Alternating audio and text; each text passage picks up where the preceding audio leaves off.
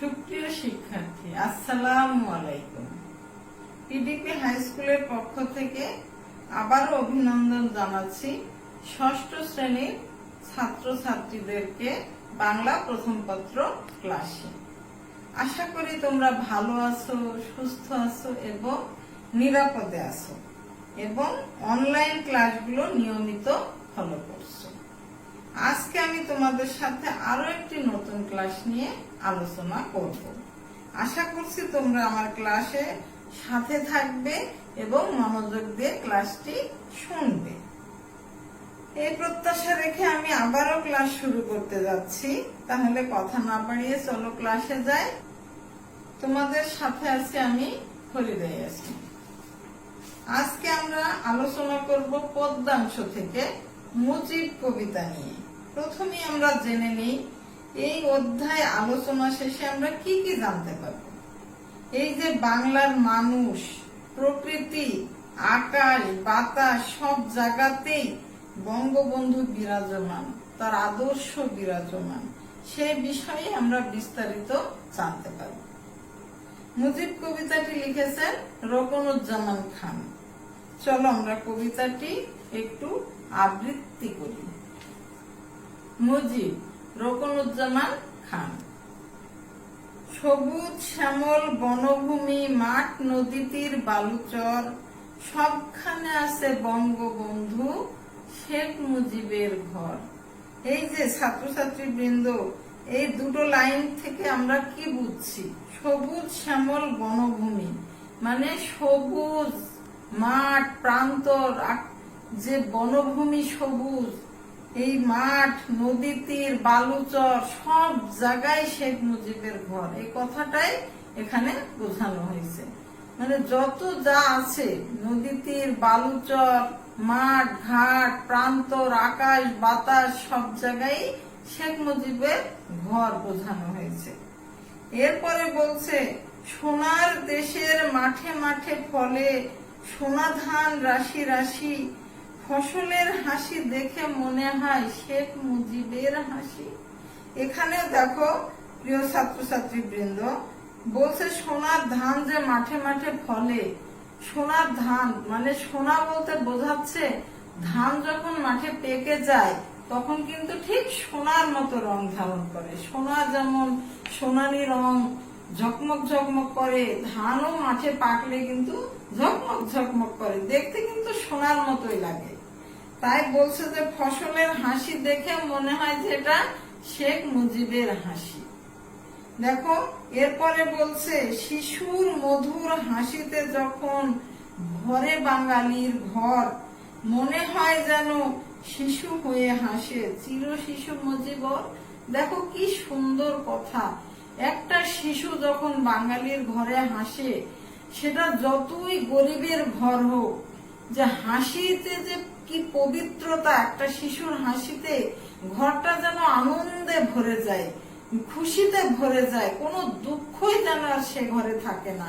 তখন মনে হয় যে চির শিশু মুজিবের হাসি। এরপরে আমরা বাঙালি যতদিন বেঁচে রইব এ বাংলায়, স্বাধীন বাংলা ডাকবে মুজিব আয় ঘরে ফিরে আয়। এই যে স্বাধীন বাংলায় আমরা বাস করছি, স্বাধীন বাংলাদেশে, এখানে আমরা সারা জীবন যতদিন এই পৃথিবী থাকবে, আকাশ বাতাস নদী নালা প্রান্তর থাকবে, ততদিন প্রত্যেকটা বাঙালি ডাকবে যে মুজিব ফিরে আয়, আমাদের ঘরে ফিরে আয়। এই কবিতাটির বিষয়বস্তু হলো বঙ্গবন্ধু শেখ মুজিবুর রহমানের দেশপ্রেম। সে যে দেশের জন্য নিজের জীবন দিয়েছে, নিজেকে আত্ম উৎসর্গ করেছে, নিজের সুখ স্বাচ্ছন্দ্য সমস্ত বিসর্জন দিয়েছে, এমনকি তার পুরো ফ্যামিলি জীবন দান করেছে এই বাংলাদেশের জন্য। এটাই হচ্ছে এই কবিতাটির মূল বিষয়। এই যে পাঠের বিষয়বস্তুটা আমরা শুনলাম, সেটা একটু গভীরে যে বুঝার চেষ্টা করি। ছাত্রছাত্রীরা তোমরা ভালো করে বুঝার চেষ্টা করবে বিষয়বস্তুর কিছু খুঁটিনাটি। যেমন বাংলার মানুষ, প্রকৃতি, আকাশ, বাতাস সব জায়গাতেই বঙ্গবন্ধু বিরাজমান। বাংলার প্রতিটি শিশুর অমলিন হাসিতে বঙ্গবন্ধু শেখ মুজিবুর রহমানের অকৃত্রিম উপস্থিতি। কোথাও কৃত্রিমতা নেই, সব জায়গায় অকৃত্রিম, চিরদিন চিরজাগ্রত। যতদিন বাঙালি থাকবে ততদিন বঙ্গবন্ধুকে কাছে পাওয়ার আকুল আবেদন থাকবে। পাঠের উদ্দেশ্যটা সম্পর্কে আমরা জানবো। এই মুজিব কবিতাটি পড়লে বা বারবার পড়ে আমরা এই পাঠের উদ্দেশ্যটা কি সেটা জানার চেষ্টা করব। জাতির পিতা বঙ্গবন্ধু শেখ মুজিবুর রহমানকে ভালোবাসার মাধ্যমে শিক্ষার্থীদের মধ্যে দেশপ্রেম ও মানুষের প্রতি মমত্ববোধ জাগিয়ে তুলতে হবে। এটাই পাঠ পরিস্থিতি সম্পর্কে জানব। মুজিব কবিতায় রোকনুজ্জামান খান মমতা মাখা ভাষায় আমাদের জীবনের সকল স্তরে বঙ্গবন্ধু শেখ মুজিবুর রহমানের প্রতি মুহূর্তের উপস্থিতির কথা তুলে ধরেছেন। এই স্বাধীন দেশের তিনি স্থপতি, মানে তিনি এই স্বাধীন দেশটি তৈরি করেছেন। জাতির পিতা মানে সমগ্র বাংলাদেশের জাতির পিতাই হচ্ছে বঙ্গবন্ধু শেখ মুজিবুর রহমান। এই দেশকে ভালোবাসতেন বলেই তিনি সংগ্রাম করেছেন। এই দেশকে ভালোবাসার মধ্য দিয়েই তিনি সংগ্রাম করেছেন। সারা দিন রাত তার ধ্যান জ্ঞানী ছিল কি করে দেশের মানুষকে মুক্তি দেয়া যাবে, কি করে স্বাধীন দেশ গঠন করতে পারবো, কি করে পরাধীনতার শৃঙ্খল থেকে আমরা রক্ষা পাবো। তাই তিনি সংগ্রাম করে গেছেন এবং তার এই ভালোবাসা দেশপ্রেমের মূল্য অপরিসীম। এ মূল্য কিছুতেই শোধ করা যাবে না। বাংলার মানুষ, প্রকৃতি, আকাশ, বাতাস সব জায়গাতেই তিনি বিরাজমান, সব জায়গায় তিনি আছেন। প্রতিটি শিশুর অমলিন হাসিতেও তার অকৃত্রিম উপস্থিতি।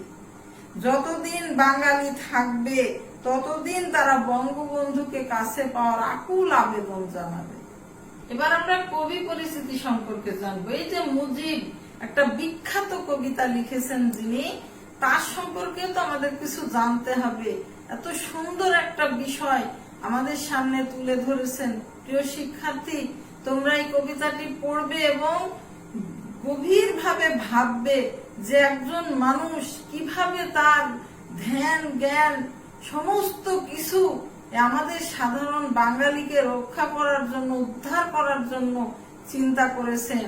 কোন সময় তিনি শান্তি পাননি, কিভাবে তিনি পরাধীনতার শৃঙ্খলা থেকে আমাদের এই দেশকে মানুষকে মুক্তি দিবে, এটাই ছিল তার চিন্তা।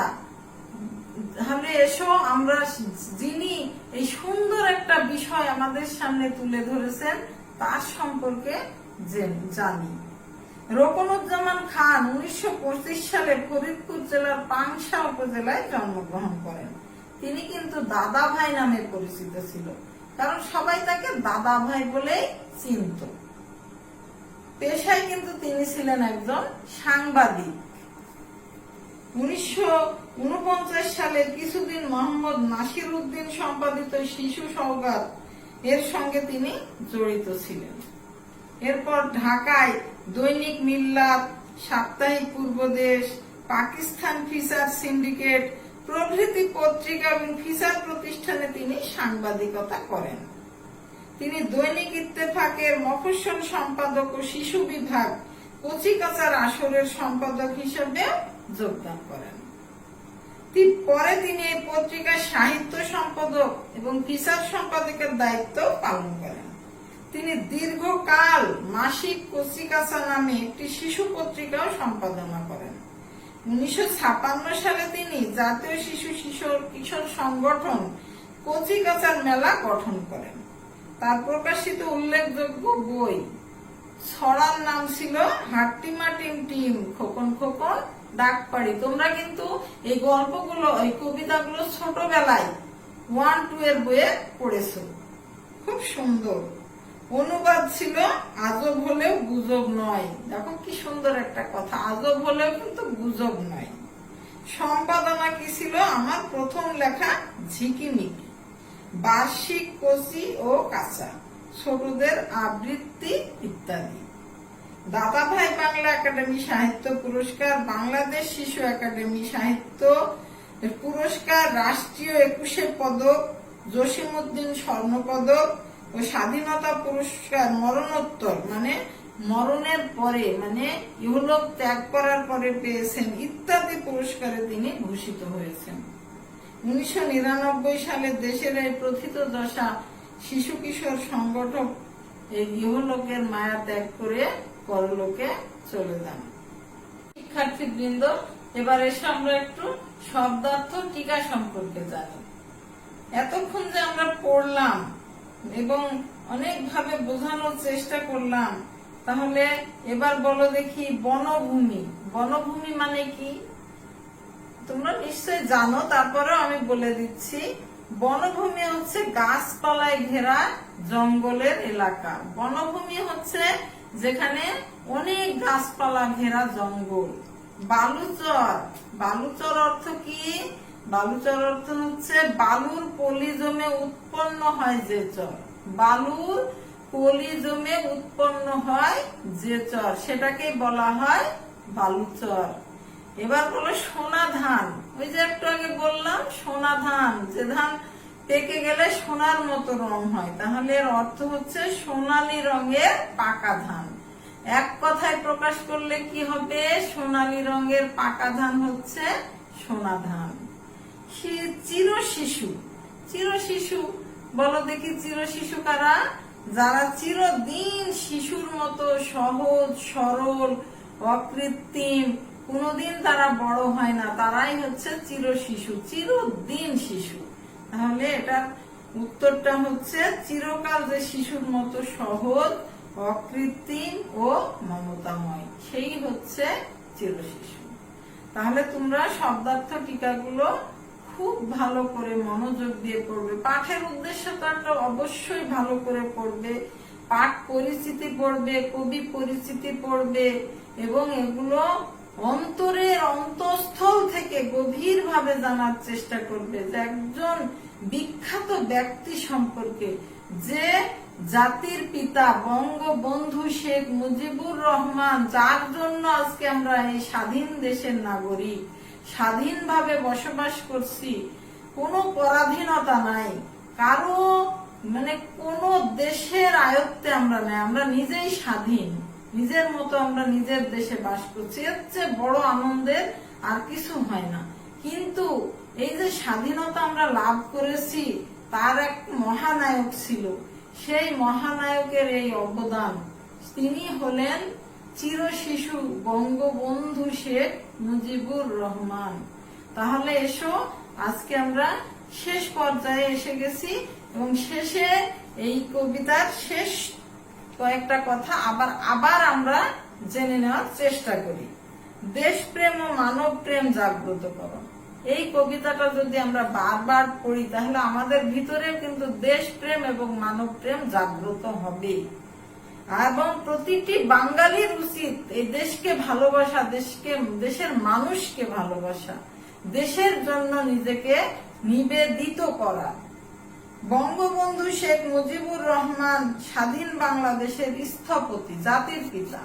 স্থপতি মানে কি? স্থপতি মানে যে এই বাংলাদেশের জন্ম দিয়েছে, বাংলাদেশকে যিনি দেশটাকে পরাধীনতার শৃঙ্খল থেকে রক্ষা করে স্বাধীন করেছে, তাই তিনি স্থপতি। যে স্থাপন করে সেই হচ্ছে স্থপতি। জাতির পিতা, এই দেশকে ভালোবেসে তিনি জীবন দিয়েছেন, এই দেশকে ভালোবেসেই কিন্তু তিনি সপরিবারে জীবন দিয়েছেন। তার এই অপরিসীম দেশপ্রেম ছড়িয়ে আছে বাংলার সর্বত্র। মুজিব কবিতায় রুকনুজ্জামান খান আমাদের জীবনের সকল স্তরে বঙ্গবন্ধু শেখ মুজিবুর রহমানের উপস্থিতির কথা তুলে ধরেছেন। বঙ্গবন্ধুকে ভালোবাসার মধ্য দিয়েই দেশপ্রেমে নিজেকে জাগ্রত করতে হবে, এটাই হচ্ছে এই কবিতার মূল বক্তব্য। প্রিয় শিক্ষার্থীবৃন্দ, তাহলে আজকে এ পর্যন্তই। এবার তোমরা খাতা কলম নিয়ে আমি একটা বাড়ির কাজ দিচ্ছি, সেটা লিখে নাও। বাড়ির কাজটা হচ্ছে বাংলার প্রকৃত মানুষের মনে জাতির পিতা বঙ্গবন্ধু শেখ মুজিবুর রহমান এর উপস্থিতি নিজের ভাষায় ব্যাখ্যা করো।